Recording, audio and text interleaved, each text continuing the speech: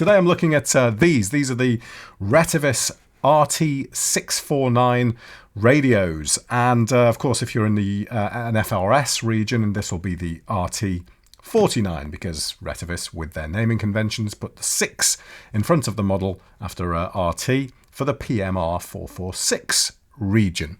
These are, I must admit, they remind me a lot. Oh, they remind me a lot of this radio. So this is the Motorola T80 Extreme, but the Motorola does not have the IP rating that these radios do, because these are effectively waterproof and dustproof radios. They are IP67. So for those of you who don't know about the IP rating or don't know the details of the IP rating, let's just take a quick look at that. And you can see that the first 6 is all about kind of solid ingress into the radio. And 6 means that it's effectively completely dustproof, which is actually quite a challenge. I know from my days of working with laptops and rugged laptops that dust ingress can be really tricky. As you'd think that dust is much easier to sort of protect against than water. Not always the case. They're quite chunky devices. I don't get the feeling that these are necessarily designed for slotting in chucking in your pocket or anything like that. They are quite large. So yeah, the whole radio is this sort of luminescent green colour. You may or may not like that. I actually like a bit of colour in a walkie-talkie personally. Plus, of course, they're more visible. So you get 2 of these radios in this particular set. 2 of these radios will set you back about £65. And you do also get batteries as well. And these are powered off AA batteries. So you can see that these are 1,200 milliamp hour batteries. If you go down to a store and buy some Panasonic Eneloop Pros, they'll be 2,500. More than double the capacity of these little things. Okay, so you get 2 sets of those with the radio, as you would expect. And you also get a charging base as well. Again, something that you don't get too often anymore with radios. And you can see that the AA batteries have the little kind of necessary charging ports on the back there, so I guess they just slot in here like this, and yeah, you can happily pop those on a desk and have those charging like that with what input on the back. So with the input on the back of the charger is just a standard micro USB, so still on micro USB. You get a pretty basic, probably power only micro USB cable, a fairly basic belt clip, not too bad though. So again, like the radio I was just comparing to there, you've got to unscrew these to get into them. Yeah, let's get these powered up anyway. Grepow. That's the make of the battery. That famous battery make. Grepow. Okay. I do like radios that are powered by AA's, because you can just carry a load with you and swap them out, and you know that, like, even though they have their downsides too, you can get a lot of power out of 3 decent AA batteries. And yeah, because you can carry replacements, you can just get back up and running if you're really short or something like that. Do you think this radio's got any power in it or not? Let's have a look. Ooh, I think it has. Let's peel off the label there. So that appears to be, that's just volume level, I think. Okay. Call button there. And the lamp, it's got a torch on it. For all those people who like torches on their walkie-talkies, it has a torch on the bottom. Look at that. That's actually not bad. And the other thing this radio has, again, looking at the kind of outdoor use, out in a boat, something like that, it's got a little SOS function on here too. And apparently that makes a noise and flashes the light, does it? Let's have a look. Do you have to hold it down or something?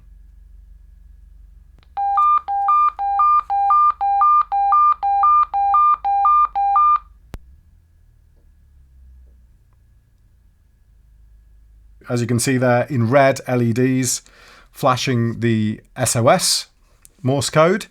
And there was a tone there at the start of it too, but that seems to stop after a while. So I guess the radio will float. These radios do float. So if this is in water and you got your SOS going, you might be able to see something in the water. I mean, it's not that bright, but if it was dark, that would be good enough, I think. There we go. So let's put this on channel. Let's put this on channel 8. And this, again, is your... I'm guessing this is a subcode, right? This is a CTCSS thing. So does this go up to like 100 and something? 150 something? 121. 121. So this is your CTCSS DCS code. 0 will mean off completely. And by default, it's set to 1, which will be 67 Hertz. Yeah, and there we go. So you can see on the display there of the scanner. PMR channel 8, should I say. CTCSS of 67 Hertz. That's all you need to do on this radio to set it up. It's really simple. Just they're using the privacy code idea, exactly the same as Motorola do, rather than your sub channel. I think they also call it, rather than DCS and CTCSS frequencies. And that's easier, I think, for most people. It also means, of course, that you don't, with this radio, have to go into any kind of programming software to be able to change that. And that's really good. So yeah, so power on and off call, you got your light there, and you got monitor. So monitor is, of course, taking off the squelch. So the squelch auto mutes the static on the radio. So if I press the monitor now,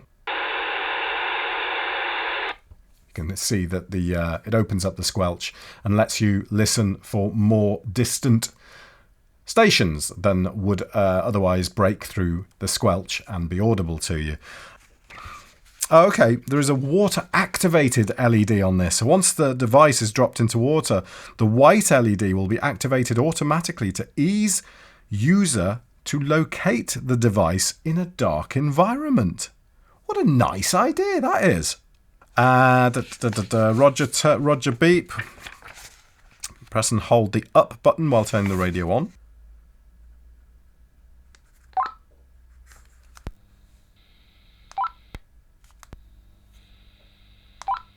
So I can hear the Roger beep on the radio, but I can't hear it coming through on the scanner. Maybe it does. So it says here, dual channel monitor. With this feature enabled, you can scan the current channel and another channel alternately. You mean as well? Press the menu button until 2 channel appears on the display. The current settings of 1 to 22 will flash. Press the up or down to select the channels and press the push to talk to exit the menu. The screen will alternate between the home channel and the dual watch channel.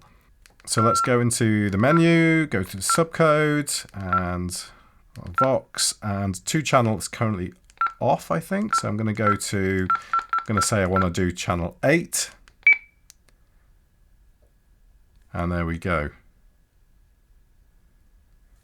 So the display goes off incredibly quickly. I don't know if you can change that or not, but there we are. You can see that that's now dual watching the channels and sharing its time between both. So as well as the scan function, which obviously takes a certain amount of time to continually scan round maybe all the frequencies if they're the ones you've got set up in your scan list, you can also just watch 2 channels. So you might have one that you're using for your main communication. You might want to leave it on channel 8 for all the activity on the 8net on a Sunday evening, for example, something like that.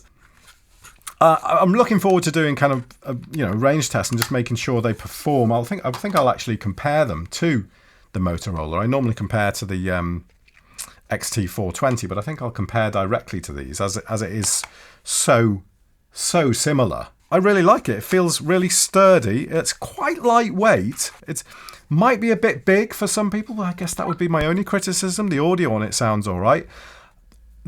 I guess first impressions, the only thing I would say really that I don't personally like is the fact that it's got a volume control like this. I still prefer a button. I prefer a button like this, an actual something to turn for the volume control. I don't like where you're having to kind of press buttons to go up and down, and you can't, apart from hearing that beep, get a real sense of how loud it is. I mean, I have to do that. Whereas with a button on the top, I can feel and go down to the bottom, and I can feel and then turn it up a little bit.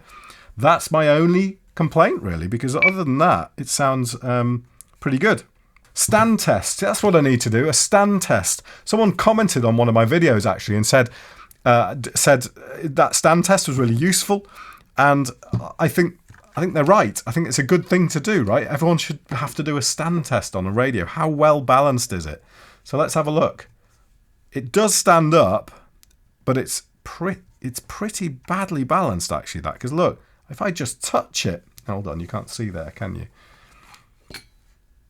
If I just touch this, it's down, right? It's okay the other way. See, it's okay the other way, but if I just touch it that way, it's down. So not very well balanced, but it does stand up. Okay, does that help? Maybe. Right. Right, let's just have a look, see if we can get anything through on this. 1, 2. PMR 4. Oh. Whoa, that's there we go. That's a bit better now. Good. PMR 446, channel 8. Anybody copy? PMR 4. Some weird stuff going on there, but it's difficult when you're using two radios right next to each other, because fact of the matter is, there's probably, it's only half a watt, but they're still probably overloading the front end on the radio. So sounds quite clear though. Quite clear and quite loud. Can I get it any louder on here? Yeah, it's doing some weird stuff. I hope it doesn't do that as standard. Yep. Yeah, it's quite loud. Anyway, there we go. A look at the RT649. These nice little, they're not little at all, but these nice walkie-talkies. These are IP67, fully waterproof. Chuck them in the water, they float, and can use AA batteries on them as well. So if you want to stick in 3 really decent capacity AA batteries, you can, which is fantastic. Anyway, as I mentioned at the start of the video, I will be doing a range test on these, my standard local 300 meter range test, and I'll also be doing a waterproof test on these too. So stay tuned for that. Just wanted to get this unboxing and initial kind of first impressions and test video sort of done and up there on the channel. But we'll look at these again in the future. Thanks for watching. Any comments you've got? What do you think about these? They're nice. I like them. But yeah, have you tried these out? Have you tried something similar out? Are you also in agreement with me that they're very, very similar to the Motorola's from a few years ago? Anyway, thanks very much for watching, and I will see you again soon. Bye.